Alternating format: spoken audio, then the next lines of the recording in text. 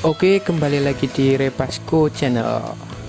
Kali ini sebelum kita melakukan pengukuran, kita akan bahas bagian-bagian jangka sorong.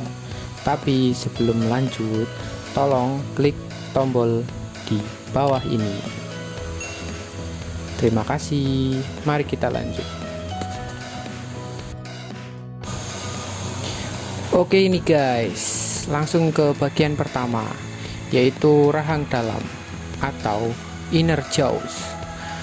Bagian rahang dalam atau disebut juga dengan inner jaws merupakan salah satu bagian yang memiliki fungsi ketika pengukuran diameter bagian luar benda. Selain itu juga sisi luas dan ketebalan luar atau ukuran lebar dari bagian luar suatu benda.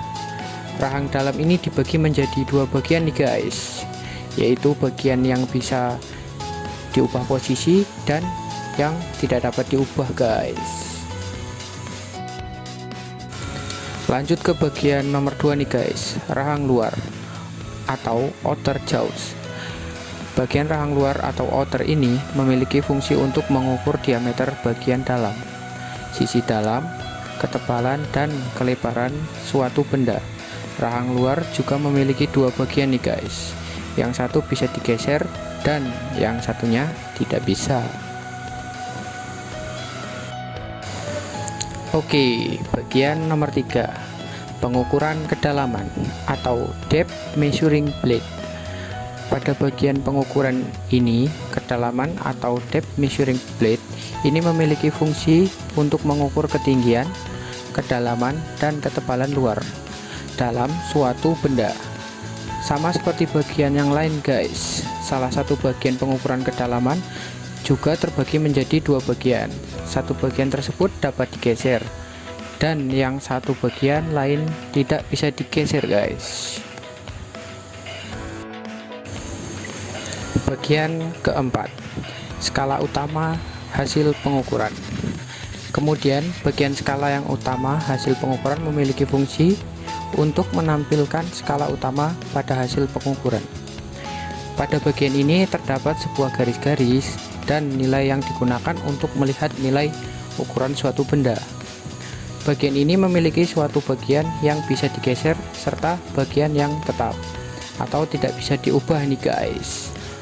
Untuk hasil pengukuran, bagian ini juga memiliki dua jenis skala satuan.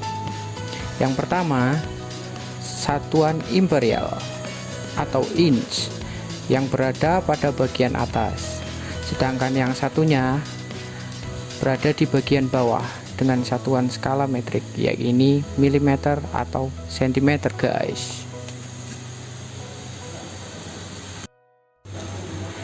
Yang kelima, skala Vernier atau skala Nonius. Alat ukur jangka sorong ini memiliki dua jenis skala guys, yaitu skala metrik dengan satuan milimeter atau sentimeter di bagian atas, serta menampilkan suatu skala imperial dengan satuan inch pada bagian atas. Skala Nonius berfungsi untuk dapat menampilkan hasil pengukuran suatu benda di skala nilai utama dan skala dalam bentuk desimal dari hasil pengukuran utama. Kemudian yang terakhir nih guys, atau yang keenam, yaitu mur pengunci atau locking screw. Mur pengunci atau locking screw berfungsi untuk bisa mengunci posisi alat ukur agar tidak bergerak saat sedang dianalisa. Dengan begitu, nilai yang dihasilkan dari suatu pengukuran dapat lebih objektif.